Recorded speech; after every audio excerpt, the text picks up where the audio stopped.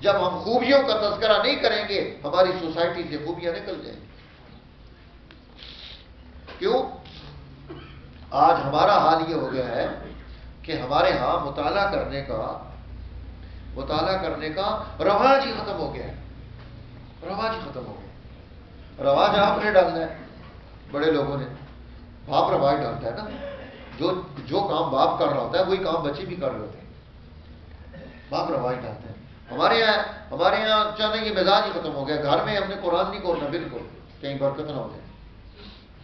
کوئی آدمی گھر میں قرآن نہیں پڑھتا الا ماشاء اللہ. بہت کم لوگ ہوں گے جن کی یہ عادت ہوگی کہ گھر میں رات کو آئے ہیں یار تھکاوٹ اتارنے کے لیے قرآن کھولے گا.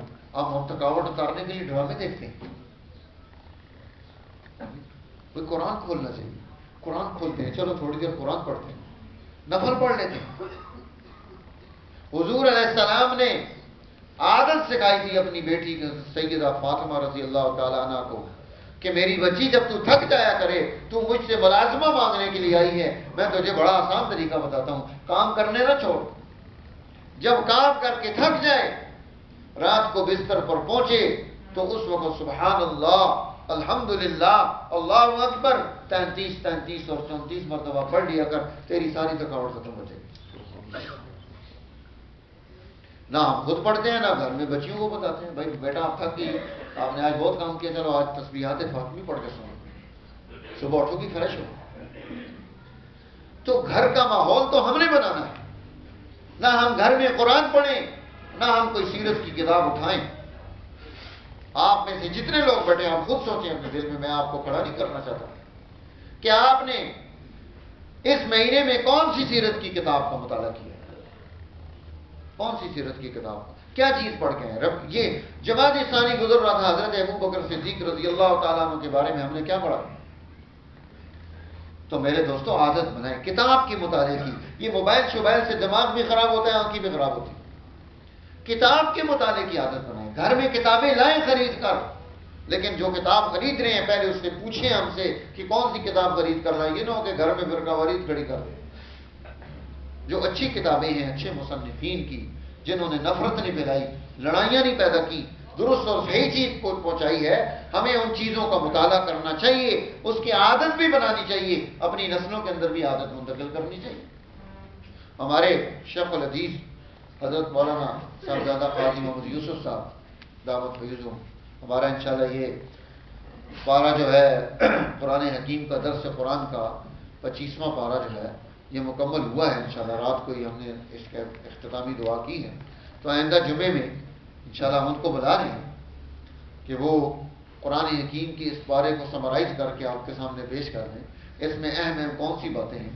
تو آپ نے ایک تو جمعے کے دن ٹائم پہ پہنچنا ہے تاکہ آنے والے مہمان کی تعظیم بھی ہو، آئے تو آپ لوگ بیٹھے ہوں، اور پھر پورا بیان بھی سننا ہے تاکہ کوئی چیز سمجھ بھی آئے، پلے بھی پڑے.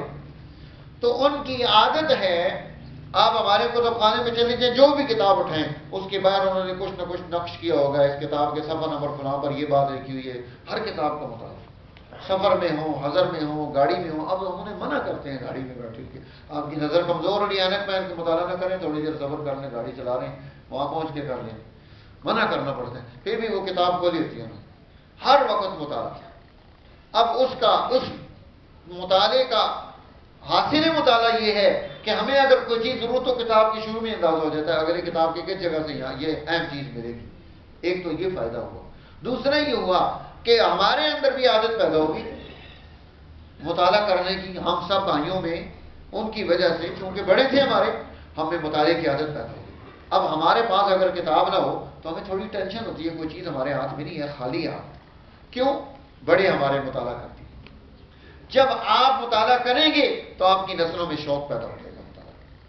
اس لیے اچھی کتابیں سیرت کی، قرآن حکیم کی اور دین کی تعارف کی چیزیں، صحابہ کے چھوٹے چھوٹے پمفلٹ جن میں ہمارے ان بزرگوں کی خوبیاں اور کمالات ہیں، ان کو اپنے گھروں میں لانا، ان کو مطالعے میں لے کر آنا، اس کا اہتمام کرنا اس کا بڑا ضروری ہے. ابھی ہمارے ادارہ تعلیمات شریعہ بچیاں جہاں پڑھ رہی ہیں الحمدللہ، ہم نے بچیوں کا مزاج بنایا کہ جو ہے آپ مطالعہ کریں. بلکہ میں تو ان کو جمعے سے پہلے جانا ان کو کہتا ہوں کہ یہ فلاں موضوع پر ذرا مجھے کچھ چیز نکال کے دینا. کیا چیز کہاں لکھی ہوئی ہے؟ تو بھی نکال کے دے، تو بھی نکال کے دے. وہ پھر تلاش کر رہی ہوتی ہے کہ مفتی صاحب پوچھیں گے، ان کو پہلے ہی پتا ہوتا ہے پوچھیں گے. تو اس طرح سے ان کو مطالعے کا شوق پیدا ہو رہا ہے کہ جی میں نے اس دفعہ حضرت ابو بکر صدیق رضی اللہ تعالیٰ عنہ کے حوالے سے بیان کرنا ہے، مجھے بتائیں کیا بیان کروں گا. مطالعہ کریں کس کتاب میں کیا لکھا ہوا ہے، حدیث میں آپ کیا پڑھ رہی ہیں، دوسری سیرت کی کتابوں میں کیا لکھا ہوا ہے. لائبریری میں جا کر کتابیں جانا دیکھیں.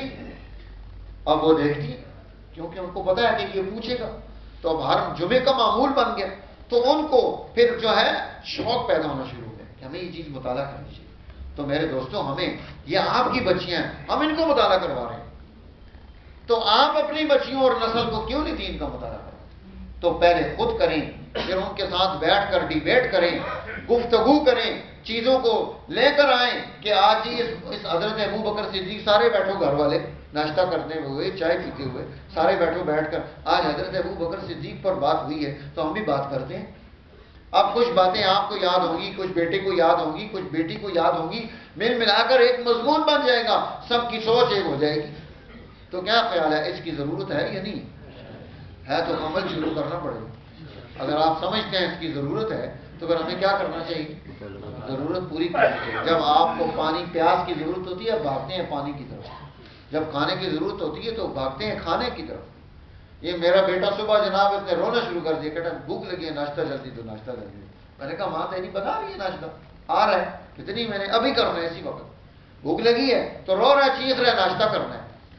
تو جب ہمیں جس چیز کی ضرورت ہوتی ہے ہم اس کی طرف بڑھتے ہیں. تو اس چیز کی بڑی ضرورت ہے کہ ہم ان چیزوں کا مطالعہ کر کے چیزوں کو درست کریں. اس لیے ہم جمعے میں خطاب نہیں کرتے، یہ ایک لیکچر ہوتا ہے. جس طرح اسکول اور کالج میں ایک استاد اور ٹیچر لیکچر دیتا ہے، اس طرح سے ہم آپ کو سکھا رہے ہیں چیزیں. ہم نے خطاب کبھی کیا ہی نہیں. کیوں نہیں کیا؟ پہلا درجہ ہے علم حاصل کرنے کا، کہ ہمارے پاس آنے والوں کو معلومات تو درست ہوں، ان کے پاس علم صحیح ہو. تو اس لیے جب ہم یہ چاہتے ہیں کہ یہ لیکچر کے طور پہ چلے تو آپ کو بھی یہ چیز کرنی چاہیے. لیکن اچھا اسٹوڈنٹ وہ ہوتا ہے جو گھر سے پڑھ کے آتا ہے اور یہاں آ کر لکھتا ہے، پھر گھر جا کے اس کو دوبارہ ریویژن کرتا ہے. یہ نالائق اسٹوڈنٹ وہ ہوتا ہے جو سن لیتا ہے. اب امام بخاری والا حافظہ تو آنا آپ کہنا ہمارا ہے کہ جو بات سنی وہ ساری یاد ہوگی. 10 حدیثیں کسی نے سنائی تو 10 کی 10 دوبارہ اسی وقت سنا دی بغیر غلطی کی. جو اس نے غلطی کی تھی وہ بھی ٹوک دی. ہمارے جو ہے اس دن میں بچوں کو بتا رہا تھا، امام ایک جگہ سے گزر رہے تھے تو سر نیچے کیا. امام نے سر نیچے کیا، حدیث کے امام ہیں. انہوں نے پوچھا امام سر کیوں نیچے کیا؟ کہا یہاں درخت ہے. کہا یہاں تو کوئی درخت نہیں. اس وقت ان کی نظر جا چکی تھی، نظر نہیں تھی. انہوں نے کہا نہیں یہاں درخت ہے. انہوں نے کہا درخت نہیں ہے. انہوں نے کہا سواری روک دو، اگر یہاں درخت نہیں ہے تو آئندہ کے بعد میں حدیث نہیں بیان کروں. اس کا مطلب ہے مجھے مخالطہ لگ رہا ہے. اب وہ وہاں ارد گرد علاقے میں بوڑھے لوگوں سے پوچھتے ہیں کہ یہاں کوئی صاحب کا درخت تھا؟ ان کا ہاں درخت تھا. تو وہ درخت سواری پر سوار آدمی کو تنگ کرتا تھا. کہاں تنگ کرتا تھا؟ اس کی ٹہنی ایسی نیچے ہو کے ایسی اوپر گئی ہوئی تھی، سیدھا جاتا تو ماتھے پہ لگتا تھا. تو انہوں نے فرمایا الحمدللہ کہ جس نابینا ہو گئے جب وہاں پر پہنچے تو سر نیچے کر دیا. تو میرے دوستوں ان لوگوں کے ہاں دین کی قدر تھی.